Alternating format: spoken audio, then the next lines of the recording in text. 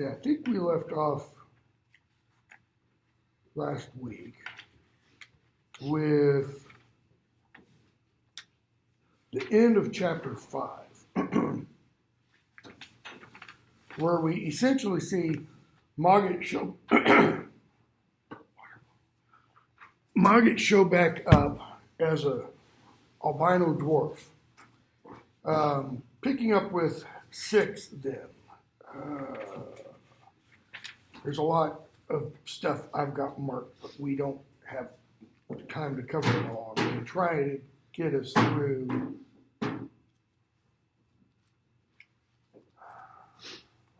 chapter 18.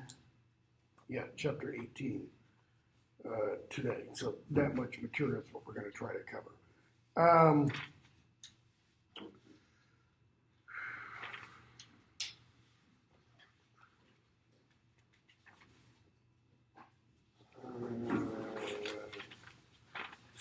Like I said, I've got a lot of stuff marked that I'd like to talk about, but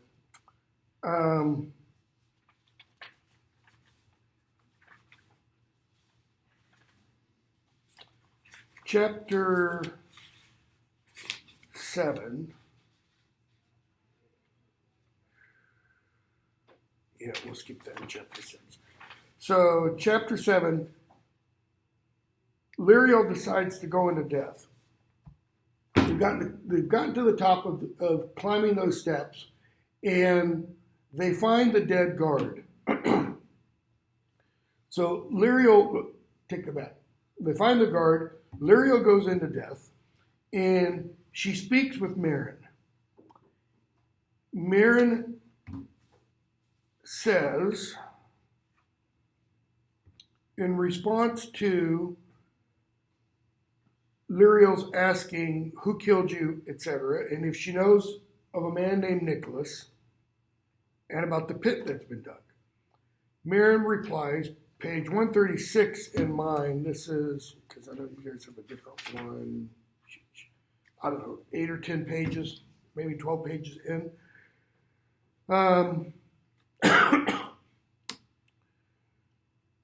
In response to the request that Merrin asked, I would ask a boon if I may. The dog says, ask. Merrin replies, the necromancer of the pit, whose name I dare not speak. He killed my companions, but he laughed and let me crawl away, wounded as I was, with the promise that his servants would find me in death and bind me to his service. I feel that this is so, and my body lies unburnt. So she says, I don't want to go back to the land of the living. Send me on, where no power can turn me back. And Liriel's like, of course I will. Okay? So they realize something is coming, because Liriel and the dog are both in death. Something is coming from death for them. And they find out where the pit is. And she tells them, Merrin, tells them where Nicholas is kind of in relation to the pit. He lives in a tent and such. And so she, asked to be sent on. So Liriel sends her on.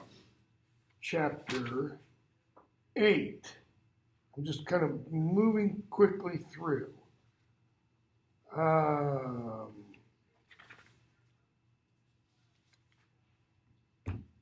Sam meets up with Mogget round one. I can't use page numbers. Sorry, my brain is really foggy today. So this is like 1, 2, 3, 6 to 7 pages in, something like that.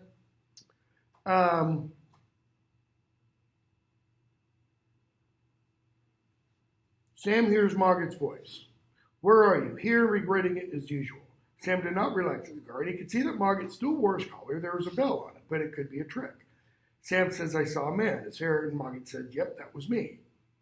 The dog said, Sam says, that she, Astarael, wasn't going to let you go. Mogget, skipping a few sentences. Astarael, is that who it was? It's been so long, I can't really remember who was who. In any case, she said what she wanted to say, and then I left. Wake me up when we're somewhere dry and such. Liriel shows up, okay? And she and Sam talk about Mogget and talk about, what she did going into the dead. And Sam says, you really are the Abhorsen in waiting now. This is a couple pages later. Liriel, I guess I am. She felt as if she claimed something when she'd announced herself as such in death, and lost something. So what is it she's claimed, and what is it she's lost?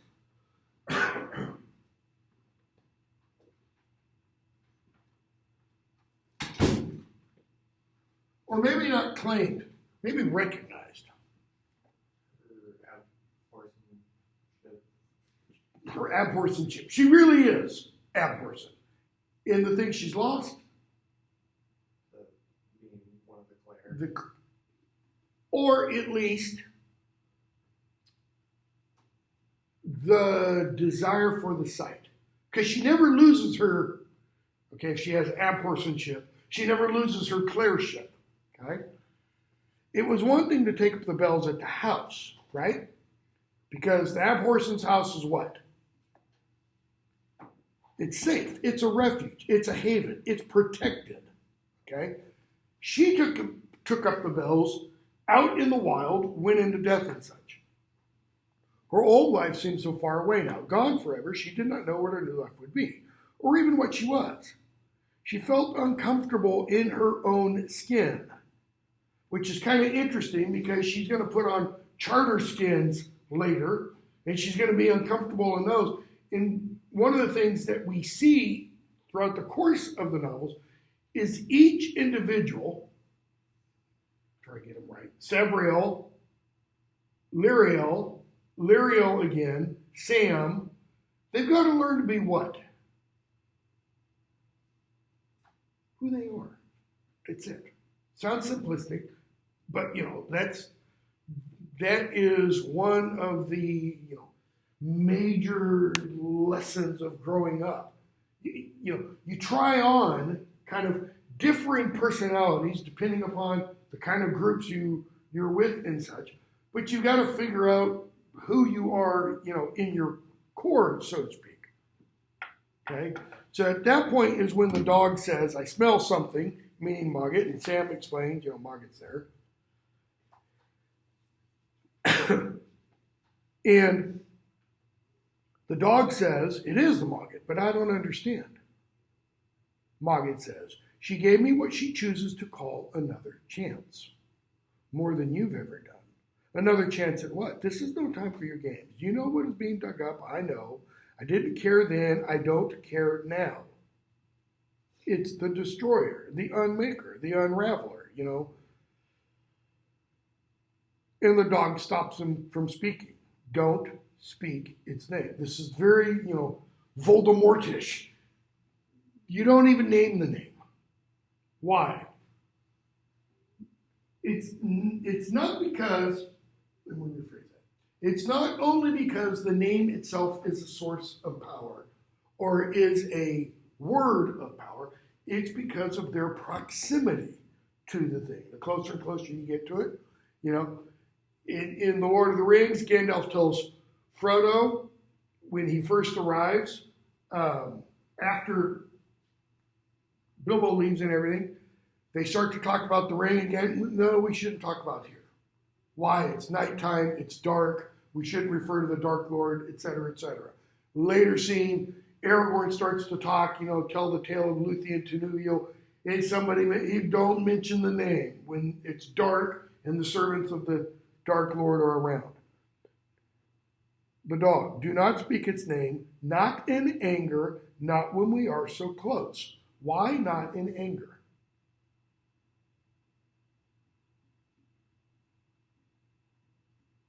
Anger is destructive. What is the thing being dug up?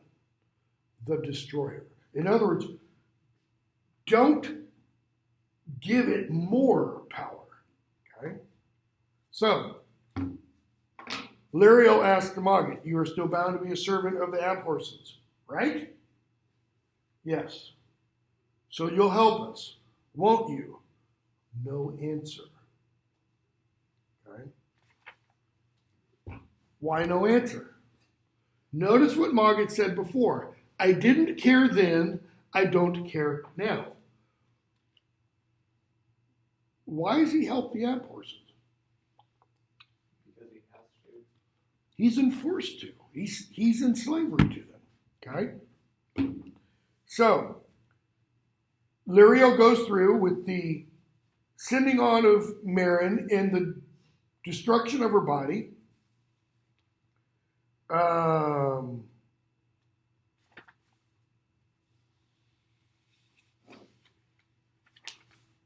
Go on a couple more pages. They can see off in the distance the silver hemispheres being brought closer together. And we're told, this is what, about 4 pages on. Mogget says, each hemisphere imprisons one half of an ancient spirit. Excuse me, the dog is saying this. I saw Mogget just before that. Her voice was very low. A spirit from the beginning, from before the charter was made. The one you said to Mogget not to name, says Liriel, the destroyer, yes. It was imprisoned long ago, trapped within the silver hemispheres. The hemispheres were buried deep beneath wards of silver, gold, and lead, rowan, ash, and oak, and the 7th ward was bone. Silver, gold, and lead, metals, rowan, ash, and oak, wood, trees. And by the way, each of those trees, I can't speak for the metals. Each of those trees has, from what we know about them, significance in the Druidic religious system. Okay? The reason I say from what we know, everything, 95% of what we know about Druids comes from the 17th century and later. The real Druids died out, 1st, 2nd century. Okay?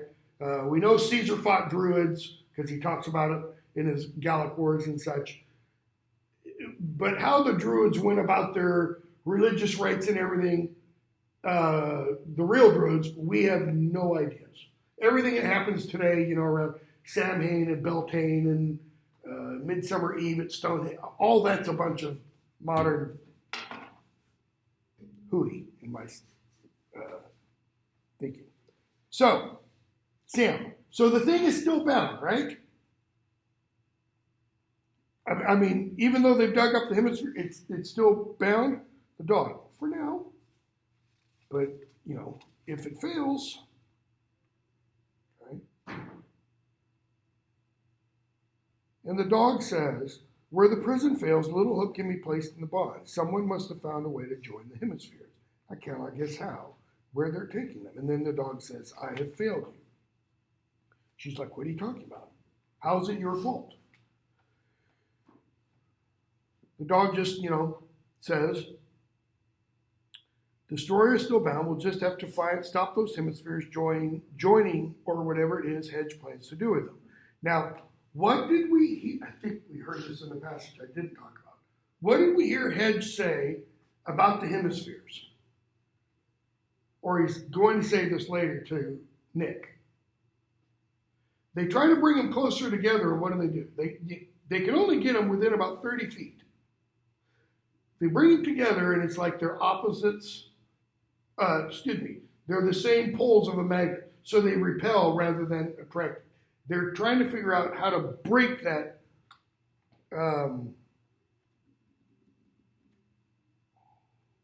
polarity. Okay?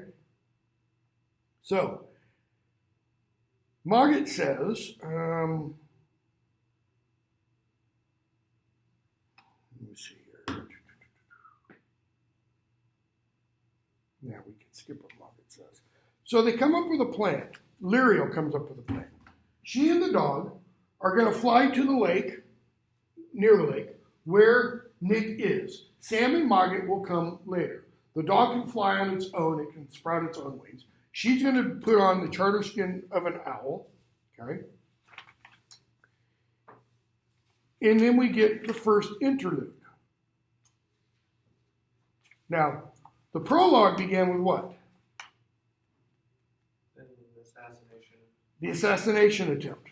And we think, because it says no king and queen had been killed in the 500 years, now we get to the first interlude and we see Sabriel and Touchstone aren't dead.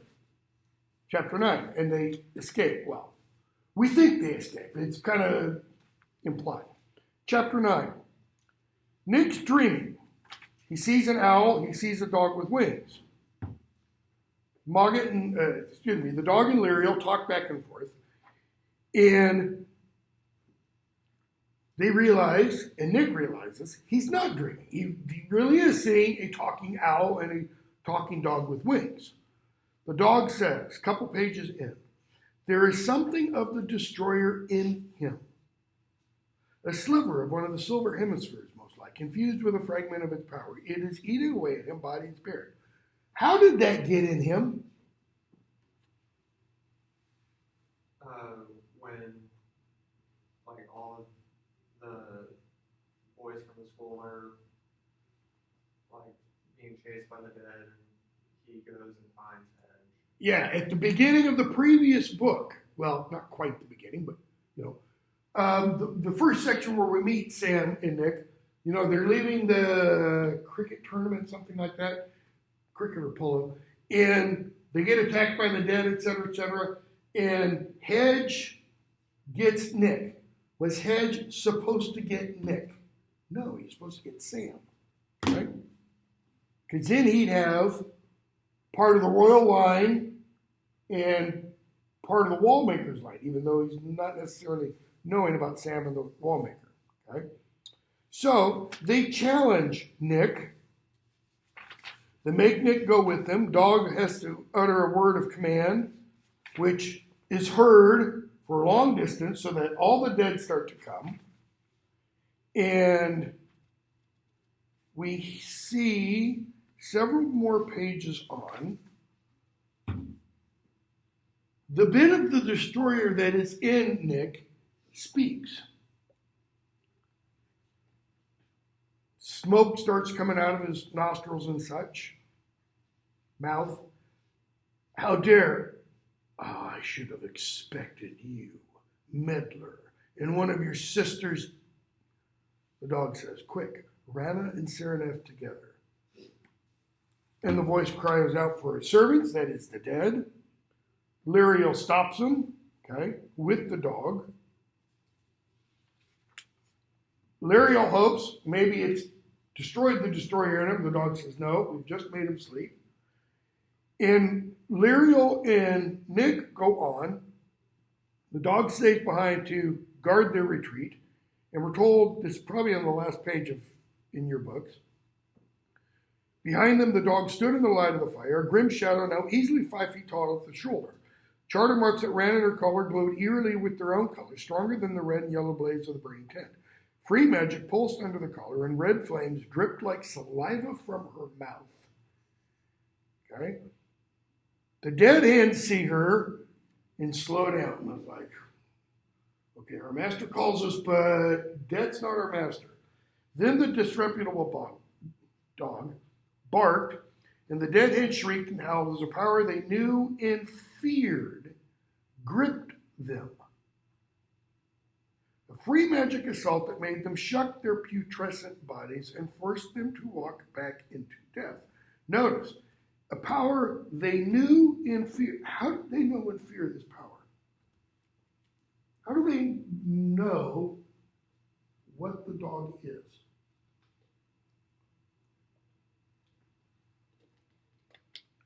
How are they alive? Well, figuratively speaking. By the magic of the necromancers. By the power of Hedge and Clore, if Clore was involved in this particular raising.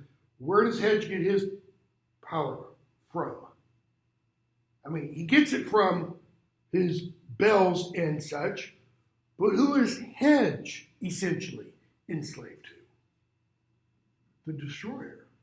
So there's an element, at least partially, of the destroyer. And the destroyer, again, apparently, has retained knowledge and memory of the past.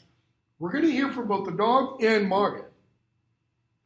Mogget's already said this to some extent, but we're going to hear the dog say it. He doesn't remember everything. He doesn't remember all that happened in the past. It's like he remembers the big picture, okay? But not all the individual stuff. The dog, Estoril, really, was that her name? Now, excuse me, Mogget says that. Was Mogget being serious there, or was Mogget like, you're right, that does kind of sound like who that was. All right? So, chapter 10, Sam and Hedge.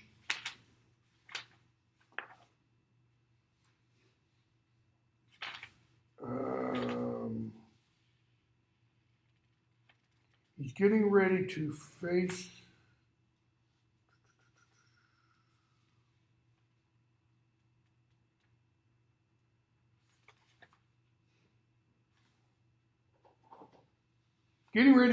Hedge across the stream. Hedge steps in the stream for the water to evaporate, and then he leaves. Sam essentially passes out momentarily. He wakes up. Hedge is gone. He doesn't know why, though Mogget says probably to fight Lyriel. Okay? Next chapter, chapter 11. Lyriel's talking with Nick. Nick explains why he's interested in these hemispheres. Okay? For Nick, is it about power? Is it about evil? Does he want to unleash evil in the world? No. Again, a couple, one, two, three, four, about 5 pages in. Nick says, the hemispheres are a previously unknown metal that I postulate has an almost infinite capacity to absorb electrical energy for later discharge. In other words, for Nick, they're what? Something that can store electricity so that it can be discharged later. What modern word do we have for that? It's a battery. Okay? It's a massive battery, but it's a battery. They also create some sort of ionized field. How's he looking at it? Scientifically. Okay? He says, I want to connect the hemispheres, and we'll be able to use it. We'll draw the lightning. We'll create and store even more electricity. Okay? And he says that's the ultimate goal. We have to bring them together. Lyriel, how do you know? How do you know they have to be brought together? I just know. I am a scientist. Would a real scientist ever answer, I just know? No. There's always the scientific method. He's got his hypothesis, right? Now he's going to go about testing it. But that I just know is not part of the hypothesis. When the hemispheres are in ancestral, I will be able to prove my theories. So there he's back to scientific method with proper instruments. But why do they have to be brought together? Lyriel wants to know.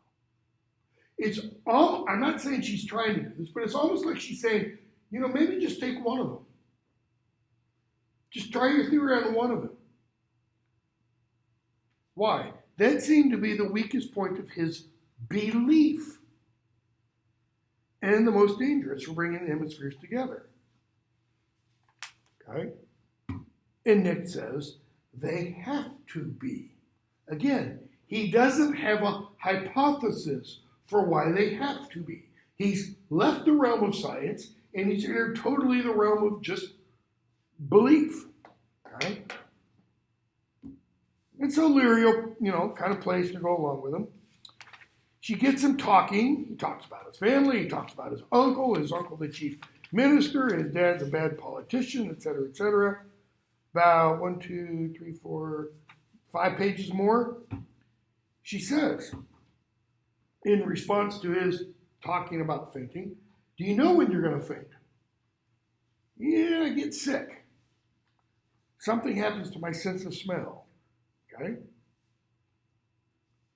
And she says, let me know if you think it's going to happen.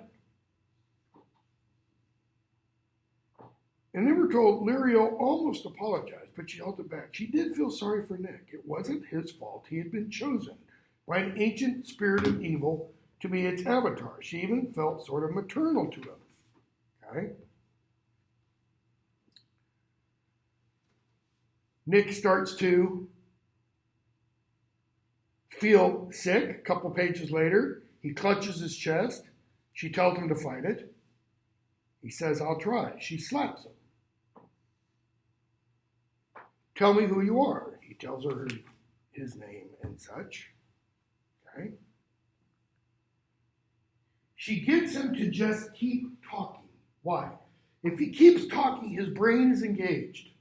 It kind of forces the destroyer down. There's a pause. Nick says, I'm in trouble, aren't I? He looks at the bottom boat. She says, yes, but we're going to do all we can to save you. But you don't think you can. This thing inside me, what is it? Don't know. Part of some great and ancient evil. You're helping it to be free, to wreak destruction. He nods. And he says, most of the time I don't really know whether I'm awake or not. I can't remember things from 1 minute to the next. I can't think of anything except for thee. And he says, it's okay. It's okay. I've got it under control. What do I have to do? Fight. Keep fighting. If we can't keep you, then when the time comes, you must do whatever you can to stop it. Promise me. So, if we can't keep you in our control, in our possession, if Hedge gets you, she says, you've got to promise me you'll fight it with everything you can. And he says, word of a sailor. The only problem is his dad's a bad politician and his uncle's essentially corrupt. I will. Talk to me, please, Lirio. I have to think about something else. Something other than, what's his mind constantly on? The hemispheres. And so she tells him about herself. She's Abhorsen in waiting. She's Sam's aunt. He's like, I didn't know Sabriel had a sister. Okay? And he says, you look a little bit like her.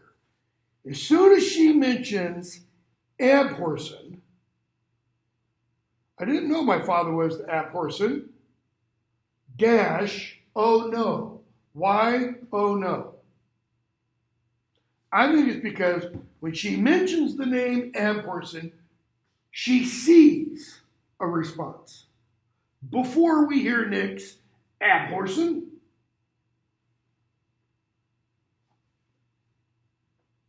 she backs away as far as she can. Nicholas was already on the edge of losing control. Smoke goes out of his nose and mouth. Okay. And we see she starts ringing the bells and such. A couple pages into the next chapter, fool.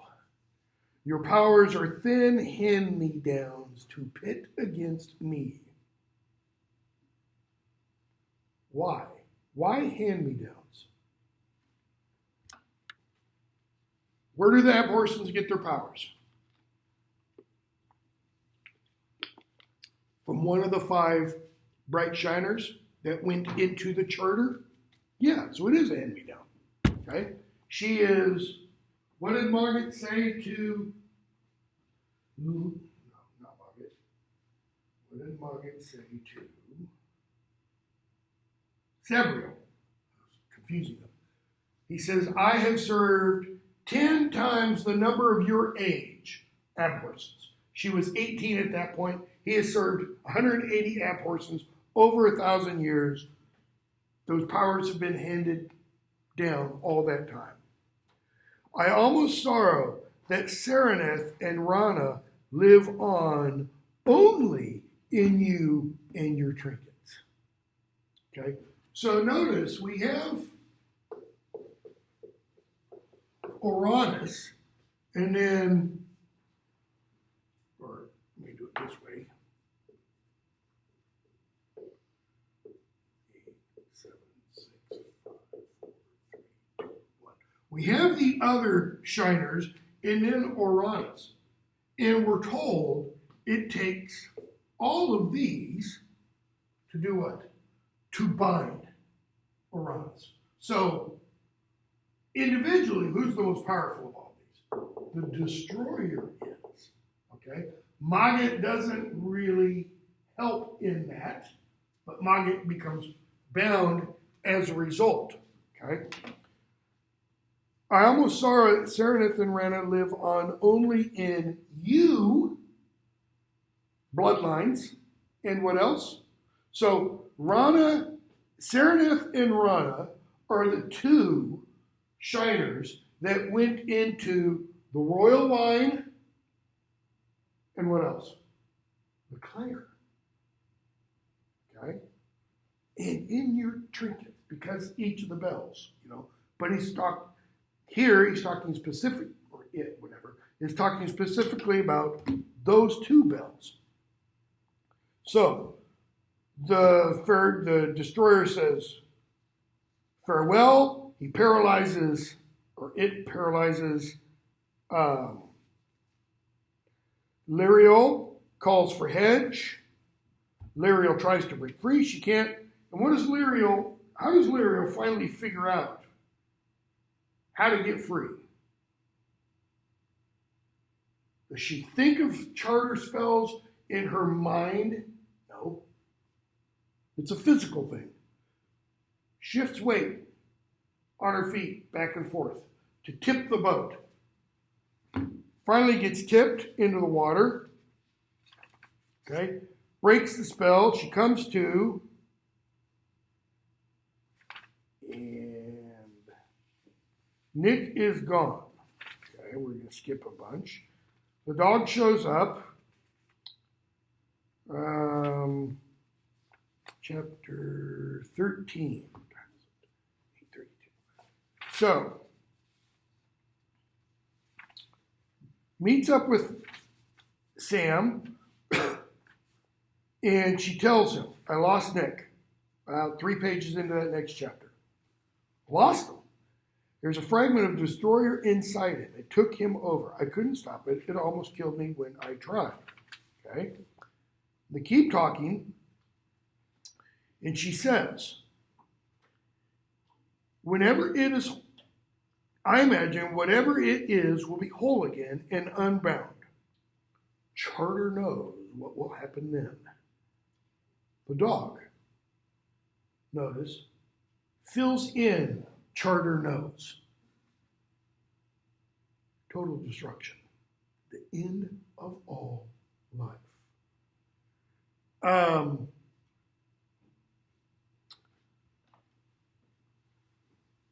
to make sure I've got the right guy. Robert J. Oppenheimer, one of the physicists who worked on the Manhattan Project during World War II, the project that developed the nuclear bomb, when they detonated the first nuclear weapon. Anybody know what he said? And now I've become death, the destroyer of worlds. I'm become death, but I don't think he uses death. I think he uses the Hindu god. I am become Shiva? I can't remember. I think it's Shiva. I become Shiva, the destroyer of worlds. Okay? Total destruction, the dog says. So, time to tell you what it is we really face. Okay? So they go off, they find a spot where they're safe, relatively. And the dog says, a couple pages on, in response to Liriel, what's found in the hemispheres? Dog, sun's getting high. Why? The dog's talking about the sun because it wants it to be full sun, full heat, full brightness, and anything that counters darkness, etc. Okay? The destroyer was known by many names, but the most common is one that I will write here. Do not speak it unless you must, for even the name has power. Now that the silver hemispheres have been brought out under the sky. And so he writes it down. Does the name mean anything? No. Who or what is this? It's the ninth bright shiner, the most powerful free magic being of them all. The one who fought the seven in the beginning when the charter was made. Because again, the stupid little cat sitting off to the side just kind of wanted to sit and watch the spectacle. It's the destroyer of worlds whose nature is to oppose creation with annihilation. You could refer to Uranus as not only the destroyer, but as chaos, in these seven as logos. Chaos, order. Long ago, beyond counting in years, it was defeated, broken in two. Why beyond counting in years? Does it just mean so many years ago that we can't remember how many years? It was before time. Okay? Broken in two, each half bound within a silver hemisphere. Those hemispheres were secured with 7 bonds. Go back for a second. Lead, silver, gold, rowan, ash, oak, and bone. Why bone? Sentient life. Yeah, rowan, ash, and oak come from living trees. Okay? Bone implies something kind of gave itself. Okay? Never to be released, or so it was thought. Dog doesn't say anything else. Maga just, stares at the letters. Liriel, how could we defeat something like that? I'm not even a proper ab person. Dog, it's still bound. While the hemispheres are separate, the destroyer can use only a small portion of its power. Okay, so if what they've experienced is only a small portion of its power, what happens when it's fully joined? The phrase all hell breaks loose is pretty apt. All right? Why didn't you tell me this before? That's like saying, if you've read the Harry Potter novels, why didn't Albus Dumbledore tell Harry Potter the plan, the big plan, when he went off to Hogwarts at the age of 11? I mean, the big plan that isn't revealed until the end of book 11. Because you were not strong enough in yourself. Question is she yet? Or is Sam yet? You did not know who you are.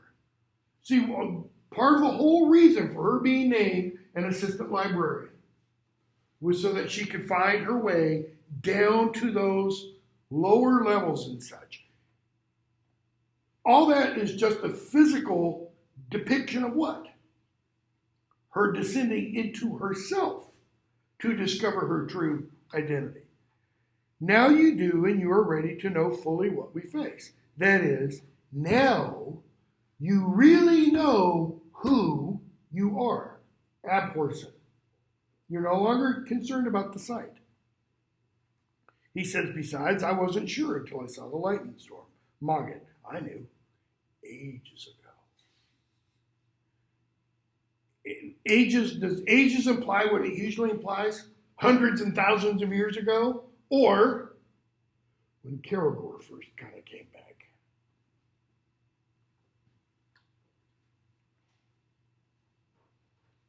Dog says, if it gets the two hemispheres united, everything is doomed. Both sides of the wall. Maggid. It was always the most powerful and cunning of the 9. It must have worked out that the only place it could come back together was somewhere it had never existed. Think about that for a moment. So we have the wall. we have the Old Kingdom, and we have ENGL here. The hemispheres are here. The only way it could be brought back, Margaret just says, is someplace it never existed. It never existed down. So is that saying there was never chaos in ENGL? There was never evil in ENGL? I don't think so. I don't think that's what's meant. Okay? And then somehow it, notice it capitalized, must have learned that we infringed upon a world beyond our own. For the destroyer was bound long before the wall was made. Okay? What's the it? The place it could come back together with somewhere it had never existed. I don't think it's just here. I think it's the physical world. Because notice, the destroyer was bound long before this was even made. So if this wasn't here, there wasn't really an old kingdom in ENGL at that time. It was just one place. I think. I could be wrong. Clever. Man, Uranus was smart. Sam, you sound like you admire it, which is not the right attitude for a servant of the Abhorsons. Oh, I do admire the destroyer, but only from a distance. What is Margaret saying here? And this is, I probably shouldn't say this. It's really dangerous in our world today. Margaret is saying, you can study the enemy. And you can admire things about your enemy. You can admire your enemy's, for example, tactical brilliance. You can admire in a weird kind of respect way, okay, don't misunderstand me here. You can admire even your enemy's ruthlessness. Doesn't mean you want to do that. Because what does that imply? That implies, wholeness of purpose, totality of, intention to achieve one's goals. That can be admired, even though one might not do that oneself. What am I getting at? You can look at Hitler and go, man, what a leader. I mean, think of what Hitler did in raising the Germanic people out of the midst of the Depression. Their depression was worse than our depression, okay? You can admire how he forged a common will among them. Does that mean we need to admire what that will was directed towards? No. But as a leader, you gotta give the guy his chops. Okay? Same thing with Stalin.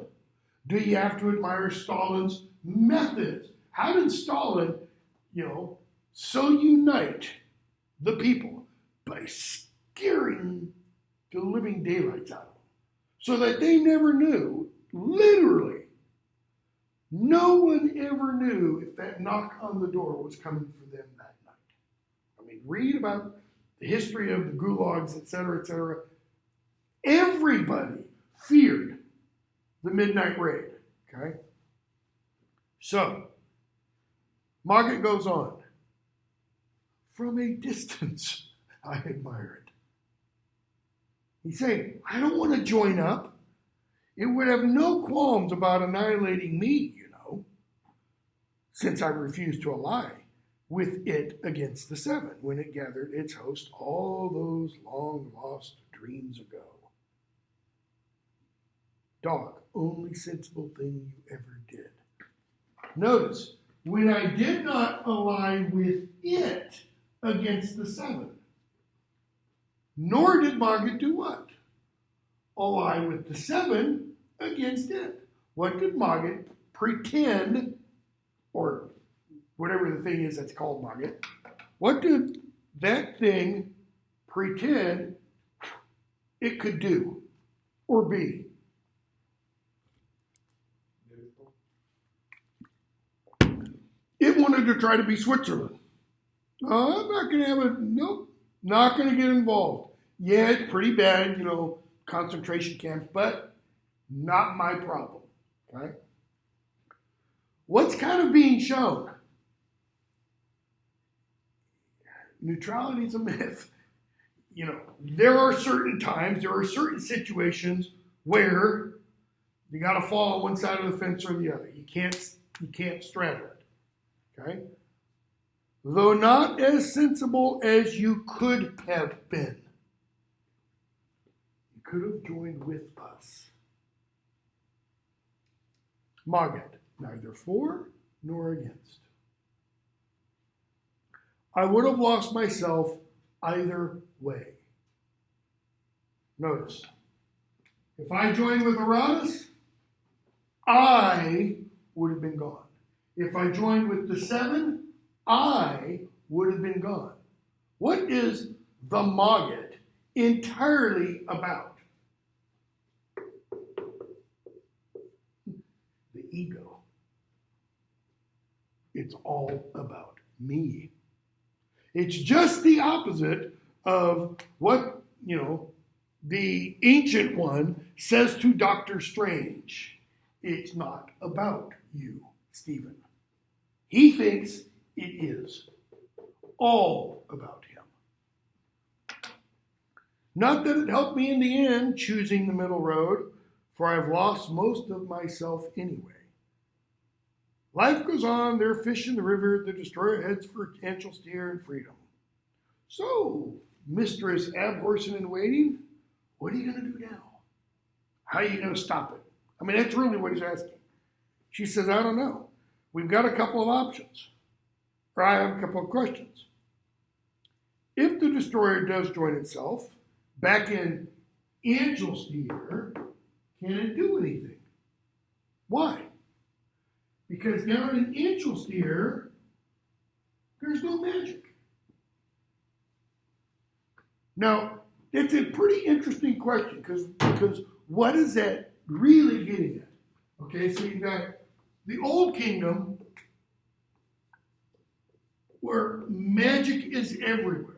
You've got Angel Steer where there's no magic, there's what? What's the opposite in the books between this and down here? Science and technology. Right. This is science and tech. This is the STEM world. This is the humanities world, so to speak, okay? I'm using those very loosely. She says, well, if something from this comes in down here, how can it have any power? What's that kind of implying? If nobody down here recognizes its magic, then it doesn't exist, right?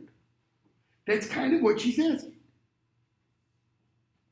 I mean, both charter and free magic don't work on the other side of the wall, do they? Sam says, magic fades. Farther and farther away you get from the wall. Closer you are to the wall, yeah, there's magic up here. Okay? The dog. In any case, the destroyer is a source of free magic in itself. Should it become whole and free, it can range wherever it wills. Though I do not know how it would manifest itself beyond the kingdom. In other words, it would bring its reality wherever it goes. But notice the dog says, I don't know how it would manifest itself. What does it mean, manifest itself?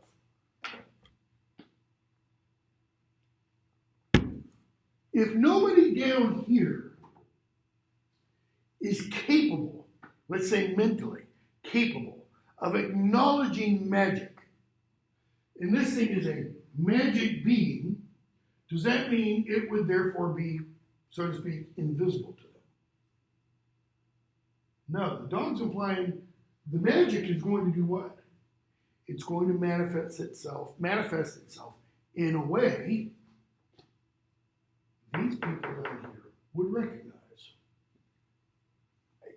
A transformer, I don't know, some super scientific, technological thing. A supercomputer, something like that. Okay? Something that they could go, oh, nuclear weapon, you know.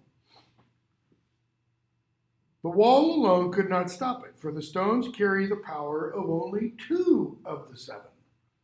And it took all of them to bind the destroyer in the long ago.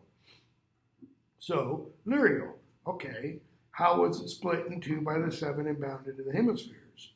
Maggid, I was already bound, like so many others.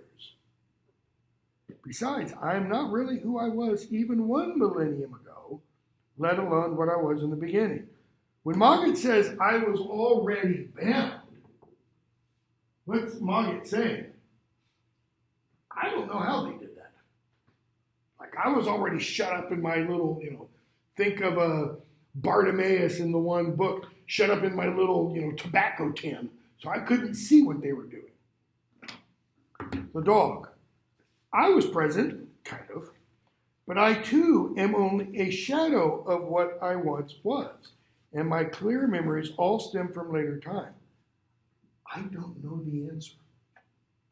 So, if the dog doesn't know the answer, okay, this is Astariel, this is dog. If the dog doesn't know the answer, and Maggid doesn't know the answer, and neither of them are even a 10th, 100th of what they were way back then, what's the logical kind of conclusion? Or where does the mind then go? And you're given that information, you're trying to defeat this ultimate evil, and you're told 2 of the beings, one of the beings, that helped defeat that evil long ago is just a mere figment of what it once was. We're screwed, okay? Which is why Sam, a few pages later, is going to go, when he hears his parents are dead, throw up the hands, bend over, kiss your you-know-what goodbye. Liriel thought of a particular passage in the Book of Remembrance and Forgetting and sighed. She had heard the term the beginning before, but only now could place it as coming from that book. She says, I think I know how to find out, but I don't know if I'll be able to do it. What's going to be the way to find out? There's a reason she is both abhorsen in waiting and remembrancer. She's going to have to use the dark mirror again. She's going to have to go back to the past. She's going to have to go way back in the past. Okay? So, a couple pages on after that, Sam starts playing with one of the little toys he had made, and it bothers Liriel. But interestingly, Nick spends about a page and a half on that. And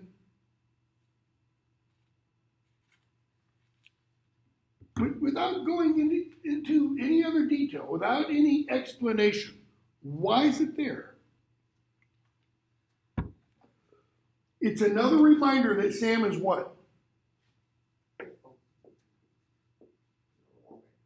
He's a maker. Sam's going to have to do some making later on. Notice, this is what? This is this. It's the exact opposite of the destroyer. Okay? So, he and Liriel kind of argue a bit about Nick, she calls him your friend. He's like, why is he always my friend, when he's helping the destroyer and stuff? And she said, I'm sorry. I know he's not guilty. And that's when, into that chapter, she tells him she's going to have to go, she's going to have to use the dark mirror. Okay? So they fly to the wall. Big giant owl.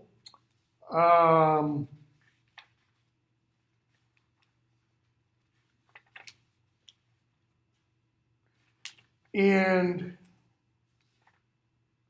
just before they go to the wall, Mogget, this is probably page and a half, maybe 2 pages before the end of that next chapter.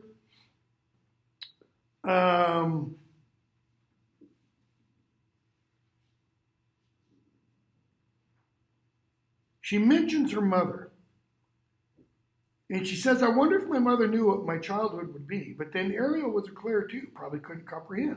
And Margaret says, oh, that's right. I've got a message from you. Your mother gave me a message for you. She's like, what message? Why didn't you give it to me before? Just remembered. And he gives her the message, which states, you will stand by my daughter near the wall. You will see her groan as I will not. Tell Liriel that my going will have been no choice of mine.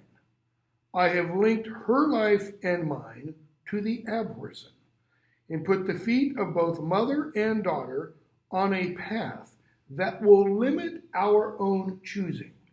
Does the walker choose the path, or the path the walker? Tell her also that I love her and will always love her, and that leaving her will be the death of my heart. But when Mogget says that, it's not Mogget's voice, it's her mother's voice. Okay? So they go to the perimeter. Sam puts the glamour on them. Notice, by the way, it's not by any accident that, you have a women's magazine named Glamour. It is an old medieval term that comes from magic. And it means to create an appearance. Okay? So they pretend to be scouts. They're caught.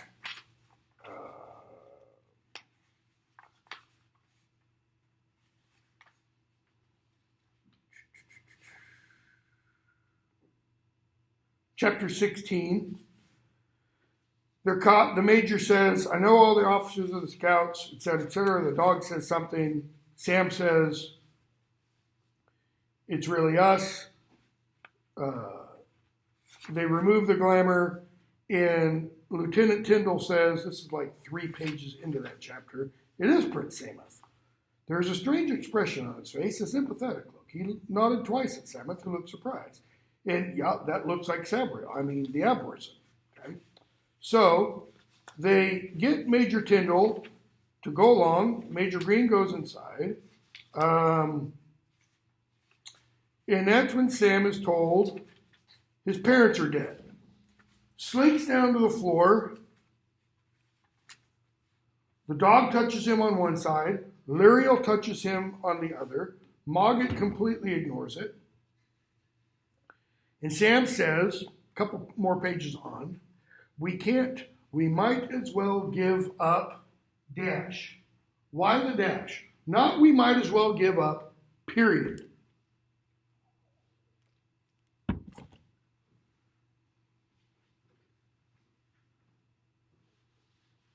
Sam's just expressing his frustration. He's just getting it out. He stopped himself in mid-sentence, let his hands fall from his face, and stood up, but hunched over as if there were a pain in his gut. So notice when he hears these words, he's standing next to a wall. Can't do it because listen. He leans back and slumps to the ground. Okay? And it's while slumped to the ground that he says, we can't. We might as well give up. stops mid-sentence. His hands fall from his face, and he rises back up. Why? It's a physical manifestation of what's going on inside. We see Sam come to grips with the situation, but he isn't overwhelmed by it. He stood there silently for almost a minute. Notice, he's hunched over as if there were a pain in his gut. Why? Because he has taken a gut punch. I don't know if you've ever been punched in the gut. I have once. Junior high or something like that. Smart enough to some guy. And if you're not ready for it, that's how it is for him. But he's standing. He's not on the ground, whining, moaning, complaining. He took the feather coin out of his sleeve, flipped it. It spun up to the ceiling of the blockhouse and hung there. He leaned against the wall to watch it, his body still crooked, but his head craned back. Eventually, he stopped looking. He didn't snap his fingers to recall the coin. It's still up there. And he says, I'm sorry. I'm all right now. And he looks at Lariel and bends his head. Abhorsen. His mother's dead. This is the new Abhorsen. That single word brought it all home. She was the Abhorsen, no longer in way. Notice, it's Sam's recognition that fulfills the title in her. Yes, I am the Abhorsen. And as such, Sam's like, I'm with you. Major Green says, I'll come. Okay. So, second interlude. We see Sabriel and Touchstone arrive near the wall. Okay. They're at Waverly College, the same college Sabriel went to, and they've gotten a friend of Elamir who's going to fly them west as far as they can. Okay. Chapter 17. We're going to skip.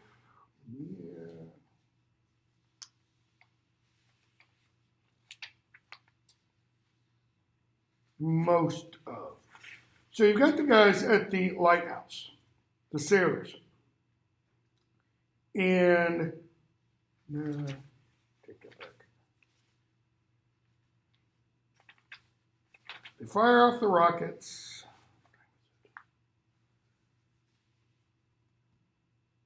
Where is that in relation to this chapter? Probably about halfway into that chapter.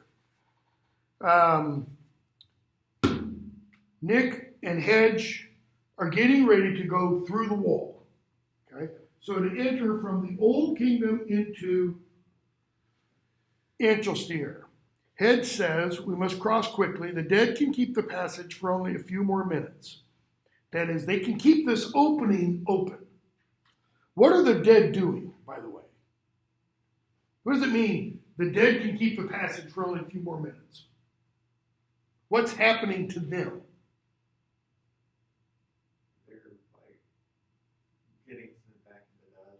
They're rotting. I mean, the flesh, what flesh is left is just pulling off of them. So they're continually, more and more dead are coming in to reinforce. Okay? The hemispheres get across the wall. And we're told, the second paragraph after that, they were running into a tunnel through the wall that separated the old kingdom of Angelsteer, a low arch tunnel cut through the stone, packed with the night crew from beginning to end, great lines of them, with their arms linked and only a very narrow passage in between the lines. That is, one line here, and their arms are all linked together here, and one line here, and a little narrow linking passage. They're kind of acting like what that we saw in Sabriel as after Sabriel makes her way to Abhorsen's house. Remember the Mordecai has the dead bring grave dirt? They're kind of acting like that grave dirt. Only they're not allowing the dead to go through, they're allowing something else to go through. Lost my place. Every man and woman was glowing with golden light, but as Nick got closer, he saw that the glow was from thousands of tiny golden flames, which were spreading and joining. And the people farther inside the wall were actually on fire. Now, what does Nick still think about the dead hands? That they're just sick, not dead. He describes them to Liriel, I think it is, as having leprosy. Because he can see the flesh falling off them. Why doesn't he see them as dead? Because he is not willing to accept that because it's not scientifically. His belief system won't allow it. Okay? If his belief system won't allow it, what do I mean by his belief system? His whole means of viewing the world, okay, doesn't allow for the possibility of that. It's akin to, if you've ever read C.S. Lewis's Chronicles of Narnia, the last book called The Last Battle. You've got this stable, and these people are thrown into the stable. It's a at this point, it's thought to be a means of like death penalty. There's supposed to be this God in there that destroys everything. Okay, well, these people go in, and a bunch of people go in, and this is the entrance to the stable. They come in, and the inside's larger than where they came from. So out there is the old Narnia. In here is the new Narnia. Out there is the Shadowlands Narnia. In here is the real Narnia. Everything in here is more real than was out there. It's a very Platonic image, okay? But there are 3 or 4, maybe 5, I can't remember, individuals who come in and all they see inside the stable is the inside of the stable. These are dwarves. Why? Why don't they see what everybody else does? Because other people stand by them and they look off in the distance. They see mountains, they see blue sky, they see clouds, they see trees and all this wonderful stuff. It's paradise, it's heaven. Okay? For the dwarves, they're inside an 8 by 8 foot shack. Because they're so entrenched in their way of seeing, they don't experience Tolkien's notion of recovery. They do not allow themselves to see what's really in front of them. Okay? That's exactly what Nick does. He lives in what's called a materialist closed system. What does that mean? It's materialist. Only that which has matter is real. And it's a closed system like this, okay, because there is nothing outside it that his materialist viewpoint can allow to exist. So, no magic. Why? Because magic isn't possible. No anything else. No supernatural, no soul, none of that, because none of that can be observed, quantified, measured, tested. Every man and woman was glowing with golden fire, and the fire spreading. Nick cried out in horror as they entered the tunnel. There was fire everywhere, strange golden fire that burnt without smoke. Now that should be physically impossible. We have a phrase, where there's smoke, there's fire. Though the night crew were being consumed by it, they did not attempt to flee or cry out or do anything to stop it. Even worse than that, Nick realized that as individuals were consumed by the fire, others would step into their places. Hundreds and hundreds of blue-clad men and women were pouring in from the far side. Why are they wearing blue, and where did they come from? These are the Southerlings, okay, who have been told they're going to be granted land in the Old Kingdom, and so they move. They're all dead. Hedge was struggling ahead, Nick saw, but it was not exactly hedge. It was more a head-shaped thing of darkness, limned with red fire.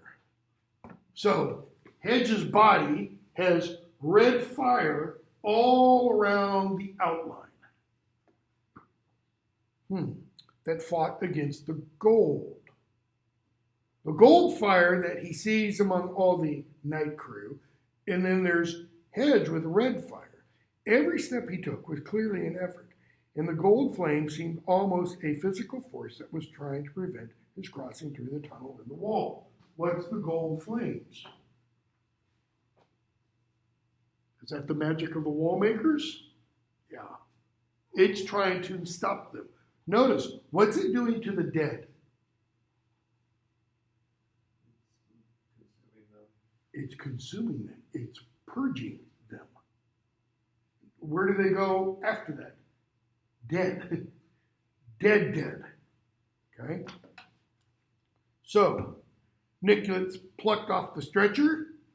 With the golden fire came a piercing, cold pain in his heart, as if an icicle had been thrust through his chest.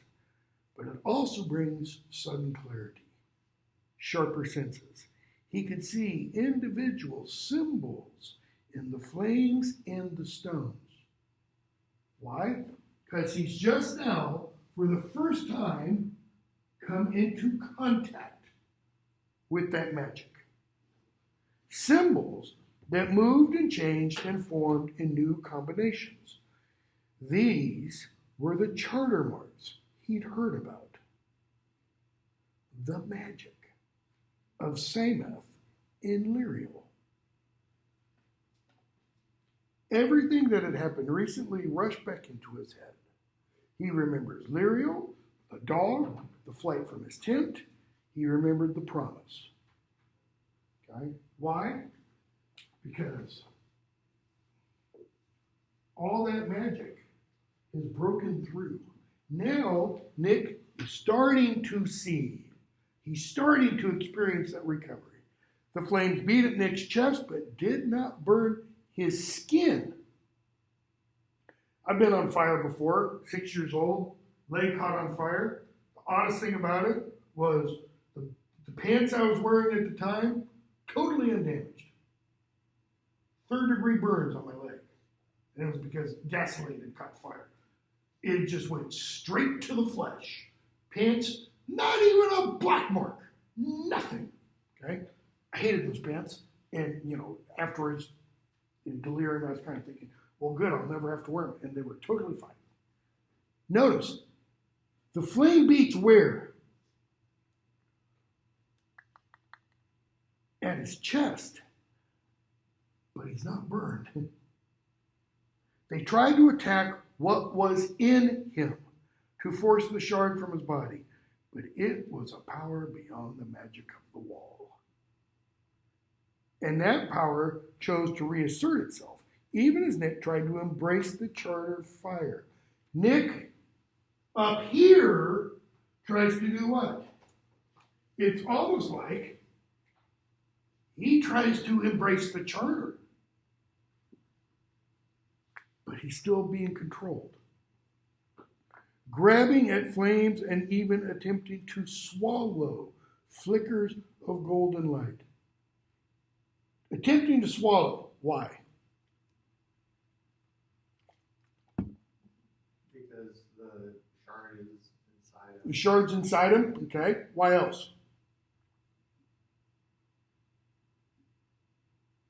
He's trying to bring the charter into him. Again, bear in mind all the religious language that Nick uses throughout the book, especially with the baptism. So baptism, like death, rebirth, He's trying to bring the charter into himself. And I don't know that Nick intends this, but I kind of think he does. Similar to, within the Christian tradition, a Christian receiving communion, taking Christ into him or herself. Okay? He's trying to take, and for what purpose? Well, in the Christian tradition, part of that is to repel, replace, get rid of the evil, the flawed image, etc., from the fall. Nick's trying to do the same thing there. White sparks spew out of his mouth. So he's trying to go, suck in those golden sparks, and white sparks do what? They fight against it. And his body suddenly uncurled, went ramrod straight, flipped upright, elbows and knees vertically locked like some inflexible doll. Nick tottered forward, the golden flames raging at every step. Tottered forward.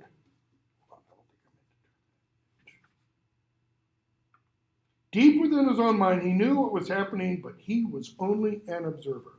Why tottering forward? He no longer is physically controlling his body. His brain isn't controlling his legs. What did we see in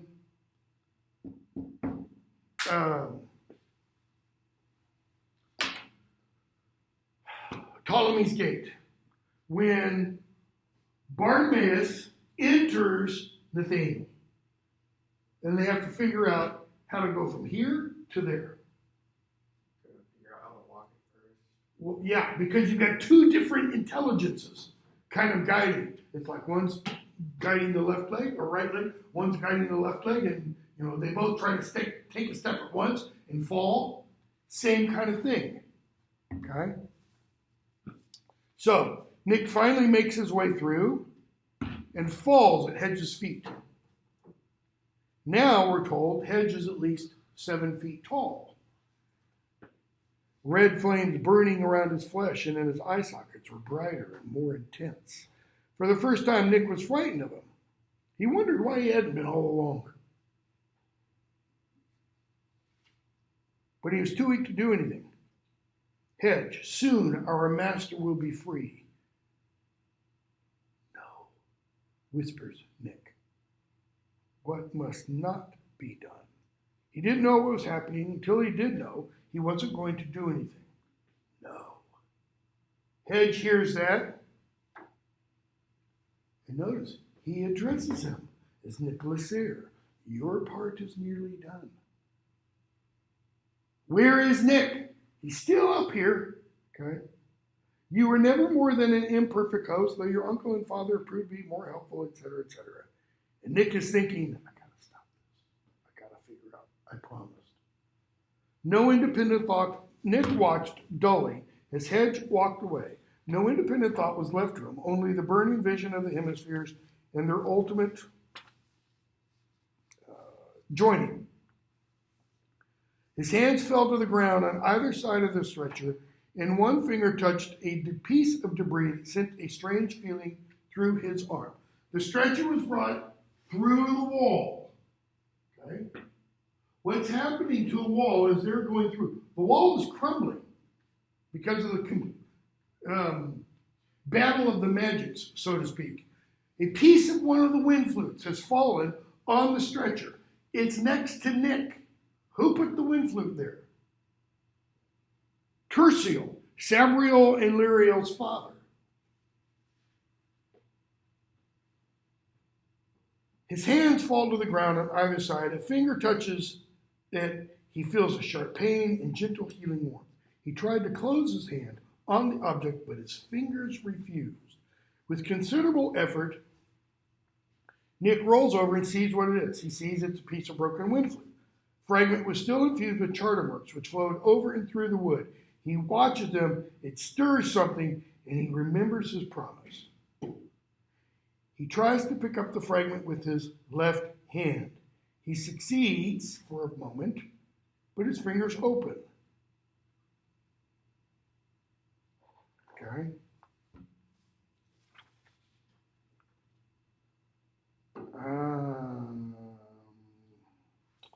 Chlor comes in. The guy comes in, tells them Abhorsen and Touchstone are dead. Got 5 minutes.